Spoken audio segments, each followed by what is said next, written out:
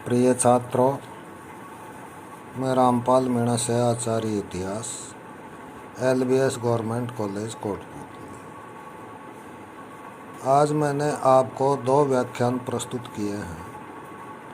पहला व्याख्यान था राजस्थान के इतिहास की जानकारी के साधन और दूसरा व्याख्यान राजपूतों की उत्पत्ति से संबंधित था। ये दोनों व्याख्यान BA पार्ट फर्स्ट के सेकंड पेपर और MA उत्तरार्ध के 5वें पेपर दोनों के लिए समान रूप से महत्वपूर्ण है। अब मैं तीसरा व्याख्यान प्रस्तुत कर रहा हूँ। व्याख्यान का नाम है गुर्जर प्रतिहार राजवंश।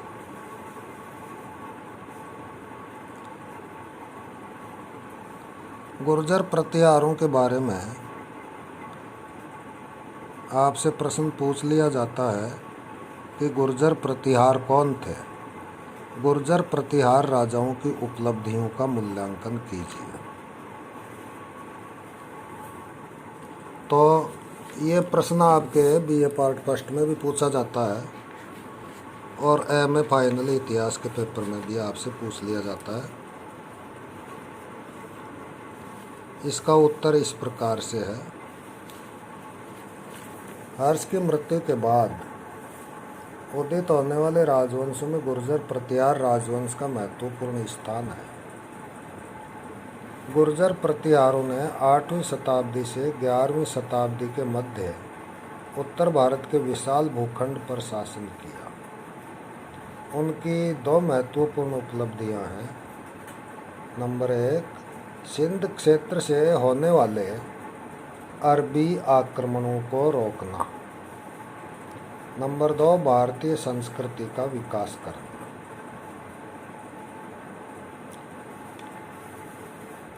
गुर्जर प्रतिहारों के बारे में जानने से पहले मैं इस वंश की जानकारी के साधनों के बारे में आपसे चर्चा करना चाहूँगा। इस राजवंश के इतिहास की जानकारी के निम्नलिखित साधन हैं। नंबर 1, अभिलेख। नंबर 2, साहित्यिक स्रोत। नंबर 3, विदेशियों का विवरण।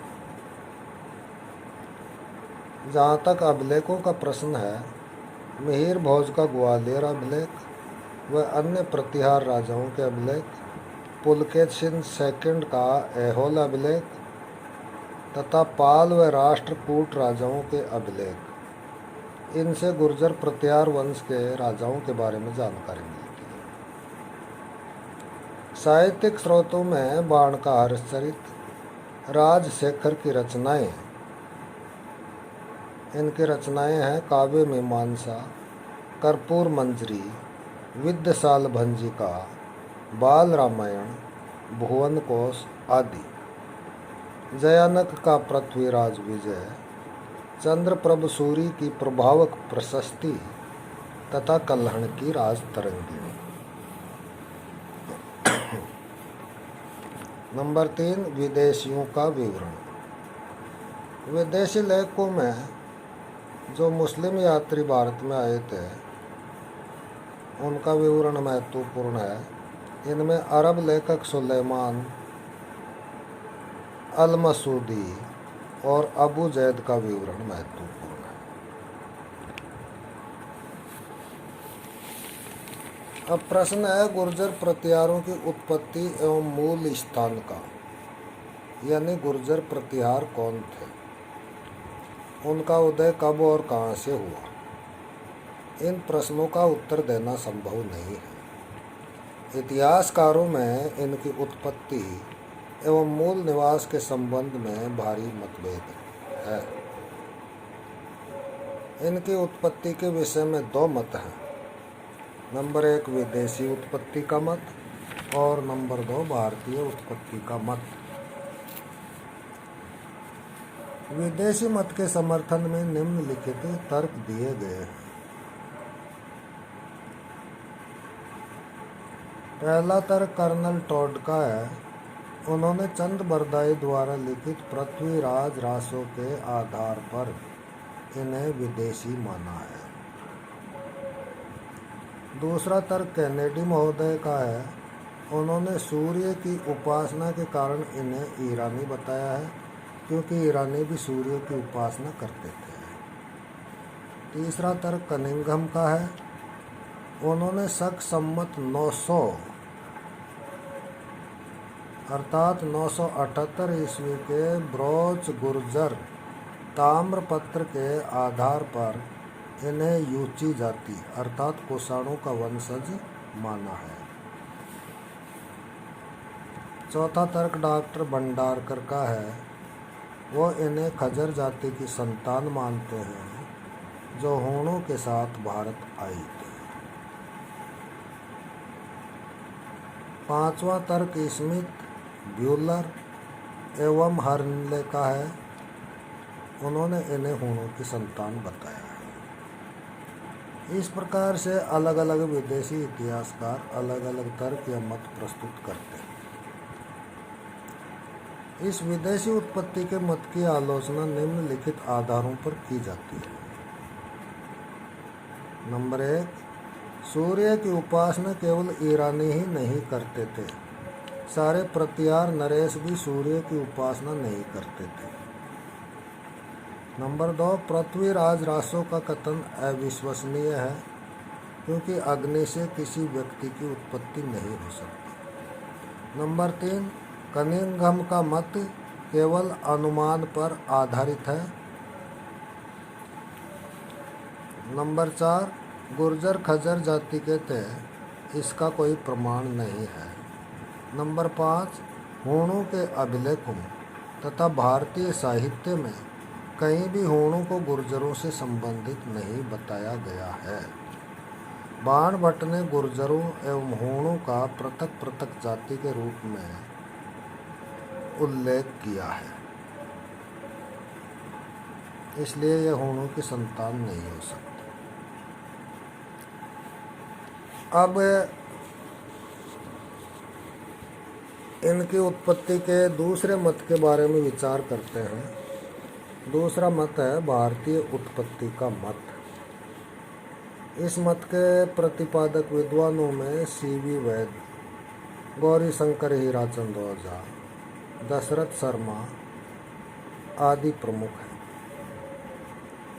के मुंशी के अनुसार गुर्जर शब्द स्थानवाचक है, जातिवाचक नहीं।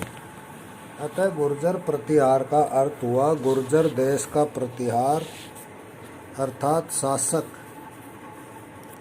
डॉक्टर गोपीनाथ शर्मा के अनुसार 6ठी शताब्दी के मध्य तक राजस्थान का मरु प्रदेश गुर्जरत्रा कहलाता था। यहाँ पर शासन करने के कारण प्रतिहार या गुर्जरेश्वर कहलाए। तैत्तिरीय ब्राह्मण में उन्हें ब्राह्मण मूल का बताया गया है। इसमें प्रतिहारी नामक वैदिक याजकों का उल्लेख मिलता है। कक्क के घटियाला अभिलेख में भी प्रतिहारों को ब्राह्मण हरिश्चंद्र की संतान कहा गया है, लेकिन भोज की ग्वालियर प्रशस्ति में इन्हें राम के छोटे भाई लक्ष्मण से जोड़ा गया है। लक्ष्मण राम के प्रतिहारी थे, जिसका अर्थ होता है द्वारपाल, अतः इनकी संतान प्रतिहार कहलाई।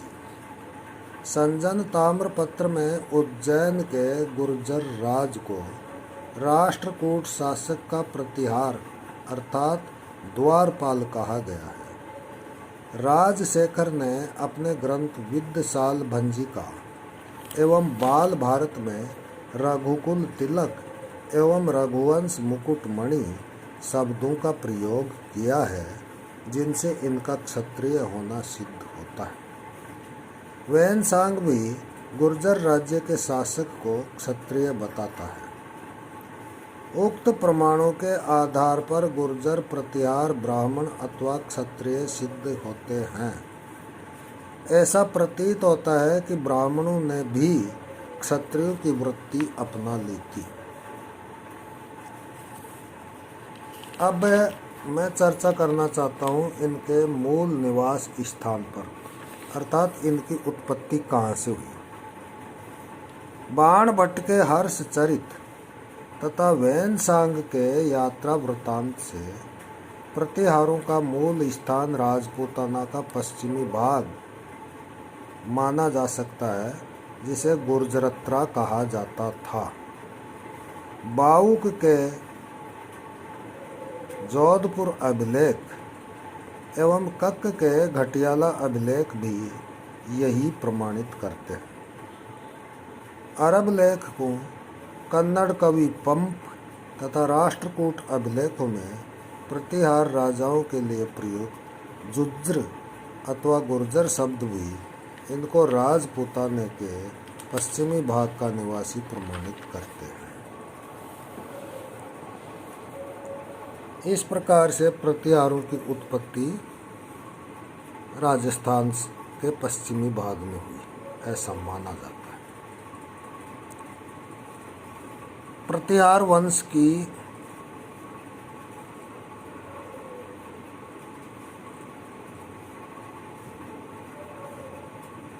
अलग अलग शाखाएं दिखाई देती है। जोधपुर शिलालेख से प्रमाणित होता है कि इस वंश की स्थापना प्रारंभ में मारवाड़ में हुई थी, जिसे आज जोधपुर कहा जाता है, और यहीं से वे 2 शाखाओं में विभक्त हो गए। नंबर 1 मांडव्यपुर अर्थात मंडौर के प्रतिहार तथा नंबर 2 भृगुकच्छ नांदीपुरी अर्थात बड़ौच के प्रतिहार। इनकी तीसरी शाखा ने पहले अवंती और बाद में कन्नौज को अपनी राजधानी बनाया।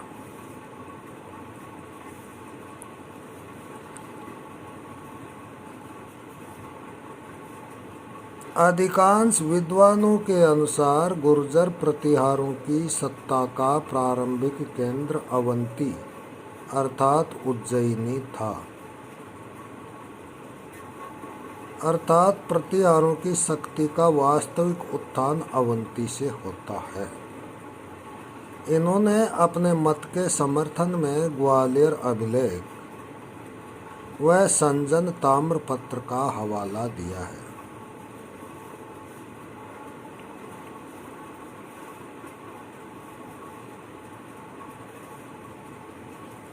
अब मैं प्रतिहारों के जो महत्वपूर्ण राजा थे और जिन्होंने इस वंश की स्थापना में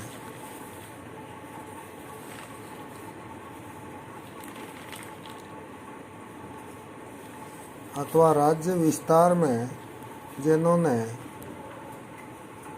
योगदान दिया, उनकी मैं विस्तार से चर्चा करता हूँ। नंबर 1 नागभट्ट प्रथम। इसका काल 730 से 756 ईस्वी माना गया है। यह गुर्जर प्रतिहार वंश का संस्थापक था। ग्वालियर अभिलेख उसकी मलेच्छू अर्थात यह अरबों का दूसरा नाम था, उन पर विजय की पुष्टि करता है। अरबों को पराजित कर इसने बड़ौच पर भी अधिकार कर लिया था और चौहान शासक भर्तृवड्ढ सेकंड को वहां का शासक नियुक्त किया, जिसकी पुष्टि उसके द्वारा जारी हासोत अभिलेख से होती है। उसका समकालीन अरब शासक जुनैद था।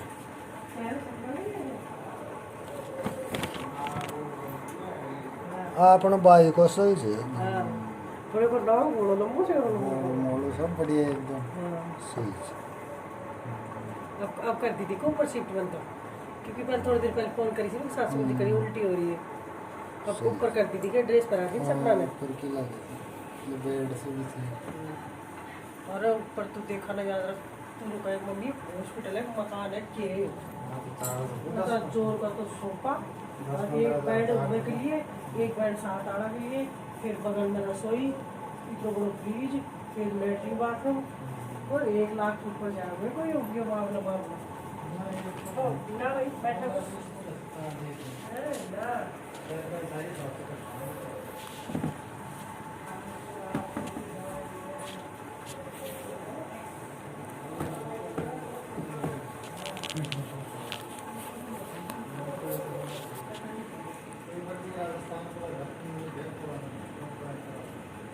नागभट्ट के बाद कक्कुक और देवराज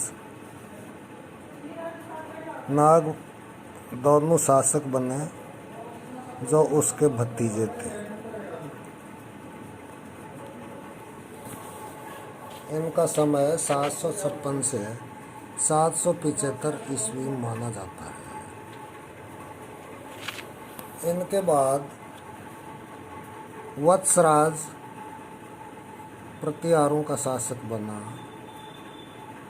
जिसका समय 775 से 800 ईस्वी माना जाता है।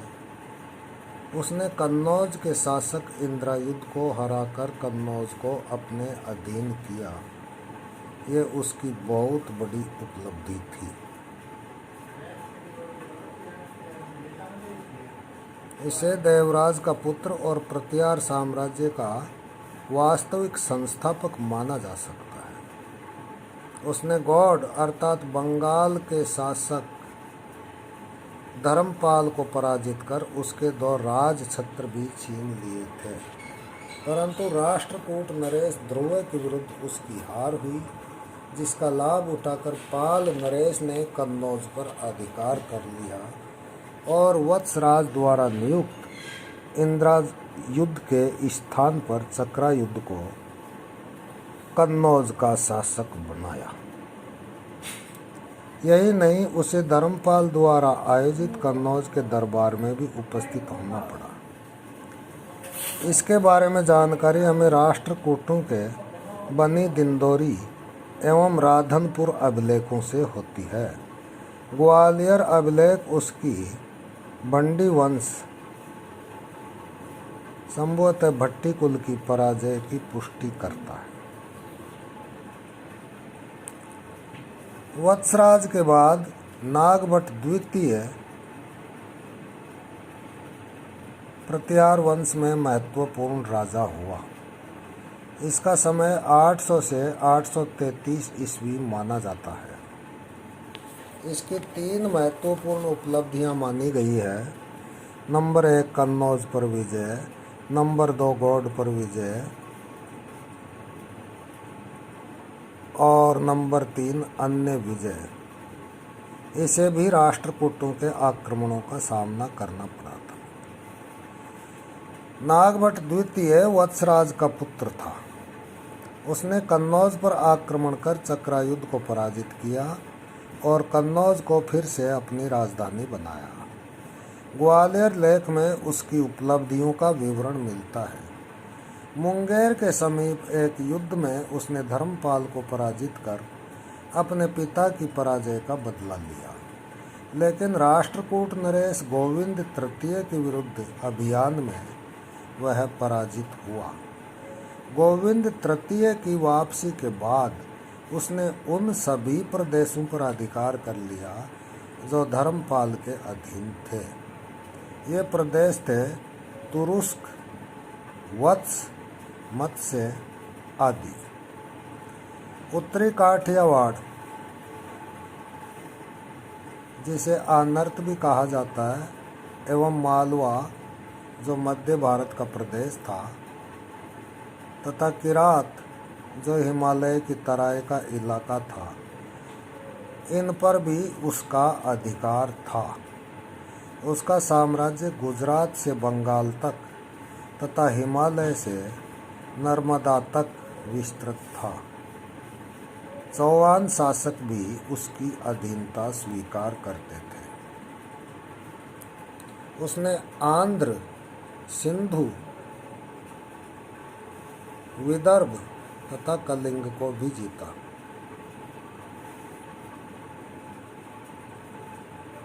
अगला महत्वपूर्ण प्रतिहार राजा है रामभद्र। जिसका समय 833 से 836 ईस्वी माना गया है। इसके काल में प्रतिहार साम्राज्य के कुछ प्रदेश स्वतंत्र हो गए थे, जैसे कालंजर मंडल एवं गुर्जरत्रा प्रदेश। पाल शासक देवपाल ने उसे पराजित किया, जिसकी पुष्टि नारायण पाल के बादल अभिलेख से होती है। इस प्रकार यह अपने पूर्वजों की अपेक्षा कमजोर शासक सिद्ध हुआ।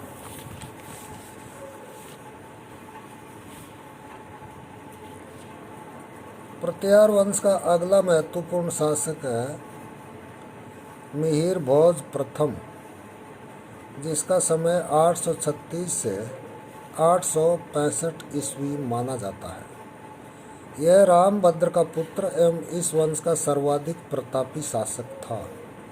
इसे प्रभास तथा आदि वराह नामों से भी जाना जाता है। उसके इतिहास की जानकारी का सर्वप्रमुख स्रोत ग्वालियर प्रशस्ति है।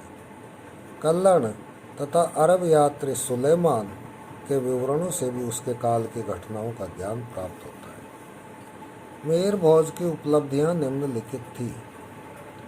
नंबर 1, साम्राज्य का सुदृढ़ीकरण।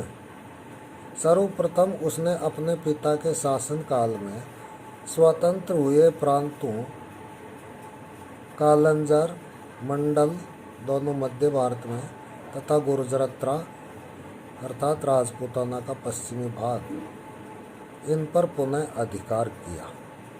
इन अभियानों में उसके गुहिल वंशीय सामंत हर्षराज ने सहायता की। कलचुरी वंश का गुणाम बोधिदेव भी उसका सामंत था। पेहवा अभिलेख जो पूर्वी पंजाब में मिला है, यह अभिलेख हरियाणा प्रदेश पर दिल्ली में पुराना किला स्थित खंडित लेख जो उसका स्वयं का है, उससे उसका दिल्ली पर तथा राज तरंगिणी पंजाब पर उसके अधिकार की पुष्टि करते हैं। ऊना अभिलेख काठियावाड़ पर उसके आधिपत्य की पुष्टि करता है। यहाँ पर उसका सामंत बलवर्मा शासन कर रहा था, जिसने हूणों को पराजित किया था। देवगढ़ अर्थात झांसी देवगढ़ जो झांसी में स्थित है तथा ग्वालियर लेक भोज का मध्य भारत पर आधिपत्य प्रमाणित करते हैं। झांसी क्षेत्र में विष्णु राम जो उसका महासामंत था तथा ग्वालियर में अल्ल जो भोज का पदाधिकारी था, उसके अधीन कार्य कर रहे थे।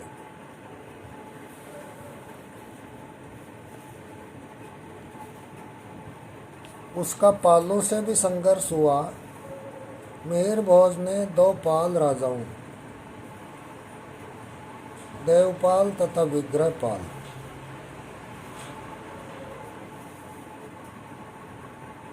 से भी संघर्ष किया था, लेकिन इस संघर्ष में किसकी विजय हुई, यह बात स्पष्ट नहीं ज्ञात होती।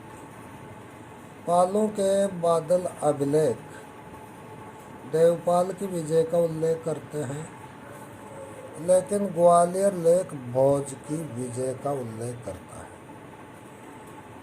ऐसा प्रतीत होता है कि देवपाल के अंतिम दिनों में अथवा उसके उत्तराधिकारी के समय में मिहिर भोज ने पालों को पराजित किया होगा।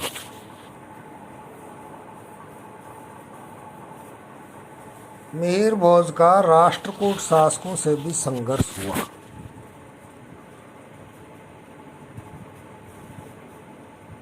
भोज प्रथम राष्ट्रकूट नरेश अमोघ वर्ष एवं कृष्ण द्वितीय का समकालीन था।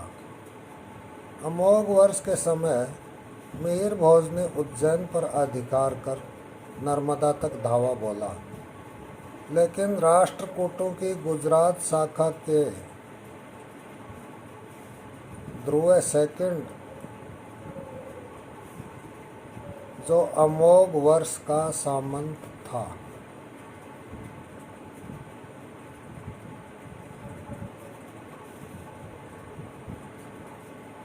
उसके हाथों उसे पराजित होना पड़ा।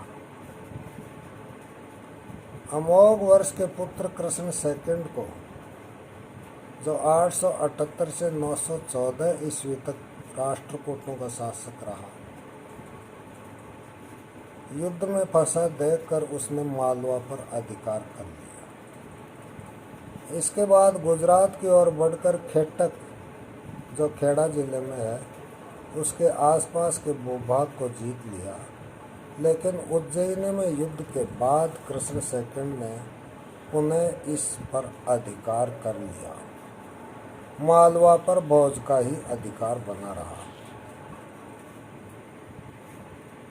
कुल मिलाकर राष्ट्रकूटों और प्रतिहारों के संघर्ष में कभी राष्ट्रकूट नरेश मिहिर भोज की विजय हुई, कभी प्रतिहार नरेश मिहिर भोज की, तो कभी राष्ट्रकूट नरेश अमोघ वर्ष और कृष्ण सेकंड की।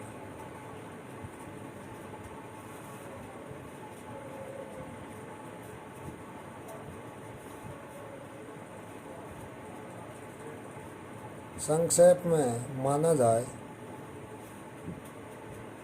तो इस संघर्ष में कभी प्रतिहारों की और कभी राष्ट्रकूटों की विजय हुई। परिणाम निश्चित नहीं रहा। अन्य विजय गोरखपुर, जयपुर, प्रतापगढ़, बुंदेलखंड पर भी उसके आधिपत्य की पुष्टि होती है, जिससे उसके इन क्षेत्रों पर विजय का अनुमान लगाया जा सकता है।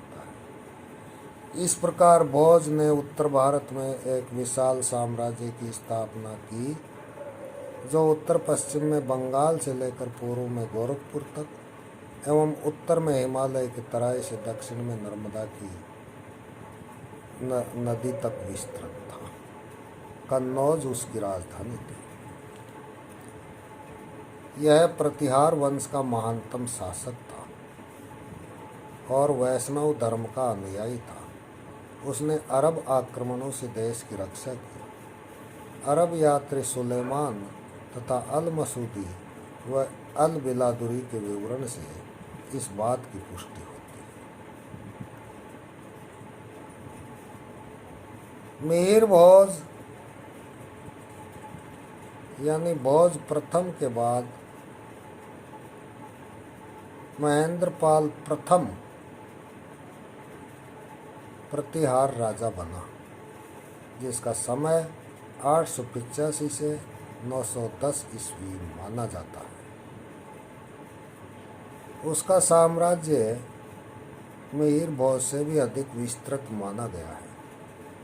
दक्षिण बिहार तथा बंगाल से उसके कई लेख मिले हैं, जो इस बात को प्रमाणित करते हैं कि इन स्थानों की विजय महेंद्रपाल प्रथम ने की थी। अपने समकालीन पाल राजा नारायण पाल को उसने हराया था।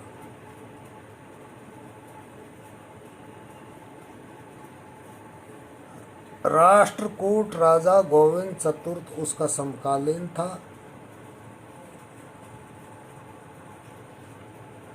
उससे उसने खेटक मंडल, जो गुजरात में स्थित था, लेने का प्रयास किया था, परंतु सफल नहीं हुआ।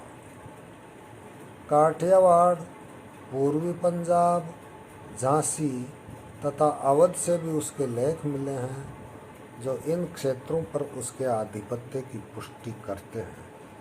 इस प्रकार उसने विशाल साम्राज्य की स्थापना की। वह विजेता, साम्राज्य निर्माता, कुशल प्रशासक तथा विद्या और साहित्य का महान संरक्षक था। राजशेखर उसकी राज्यसभा का प्रसिद्ध विद्वान था तथा उसका राजगुरु था, जिसने कर्पूर मंजरी, काव्य मीमांसा आदि ग्रंथ लिखे।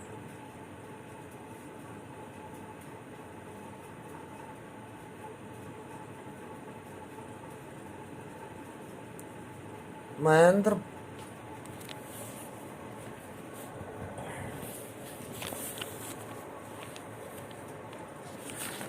महेंद्रपाल प्रथम की मृत्यु के बाद कुछ समय तक भोज सेकंड ने शासन किया, किंतु 2 वर्ष बाद ही उसके सौतेले भाई महिपाल प्रथम ने चंदेल राजा हर्षदेव की सहायता से शासन पर अधिकार स्थापित कर लिया, ऐसा खजुराहो लेख से प्रमाणित होता है। महिपाल प्रथम ने 913 से 945 ईस्वी तक शासन किया। उसके समय राष्ट्रकूट नरेश इंद्र तृतीय ने उज्जैन पर अधिकार कर लिया तथा कन्नौज को भी नष्ट भ्रष्ट कर दिया, जिसकी पुष्टि खंभात दान पत्र से होती है।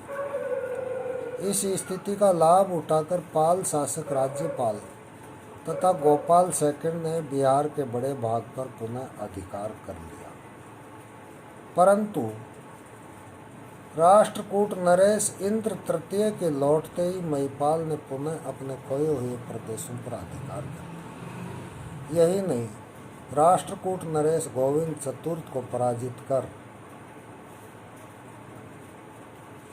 कर्नाटक के राष्ट्रकूट प्रदेश, जो दक्षिण भारत में स्थित था, उस पर विजय प्राप्त की, जिसकी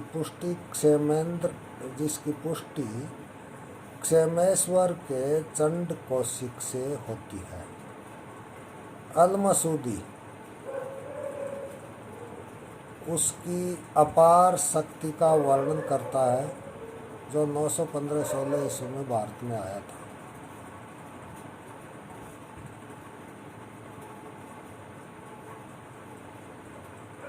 महिपाल प्रथम के बाद हमें कुछ परवर्ती प्रतिहार शासकों का उल्लेख मिलता है, लेकिन इनके समय में प्रतिहार साम्राज्य का विघटन हो गया। महिपाल की राष्ट्रकूटों से पराजय के कारण प्रतिहार साम्राज्य का विघटन प्रारंभ हो गया था। चंदेल, परमार तथा चेदी लोगों ने अपनी स्वतंत्रता घोषित कर दी। उसके शासनकाल के अंतिम दिनों में कालंजर एवं चित्रकूट स्वतंत्र हो गए। महिपाल प्रथम के बाद उसके पुत्र महेंद्रपाल सेकंड ने 945 से 948 ईस्वी तक शासन किया, जिसका मालवा क्षेत्र पर पूर्ववत अधिकार बना रहा। इसके बाद 948-49 ईस्वी में देवपाल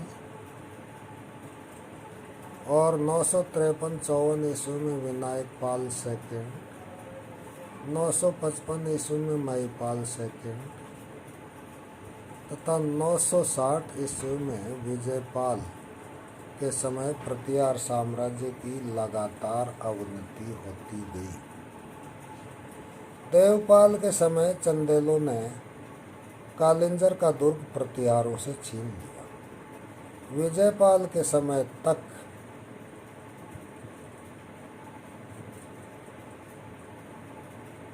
प्रतिहार साम्राज्य कई टुकड़ों में बंट गया, जहां स्वतंत्र राजवंश शासन करने लगे।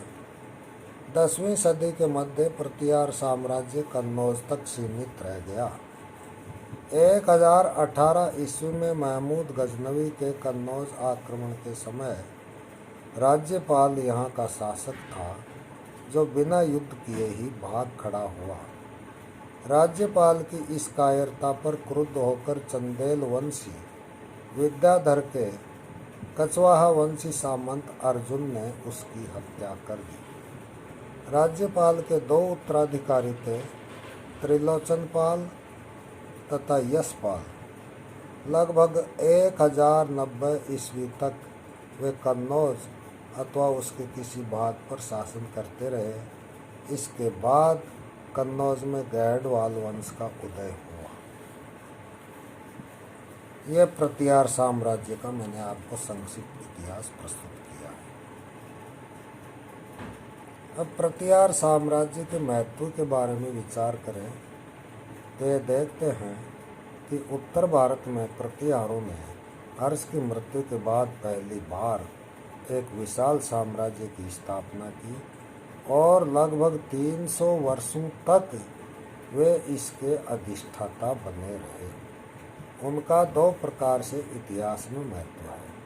नंबर 1, उन्होंने अरब आक्रमणकारियों और मुस्लिम आक्रमणकारियों से देश की सफलतापूर्वक रक्षा की, तथा नंबर 2, कन्नौज के प्राचीन वैभव को न केवल लौटाया बल्कि उसमें और वृद्धि की।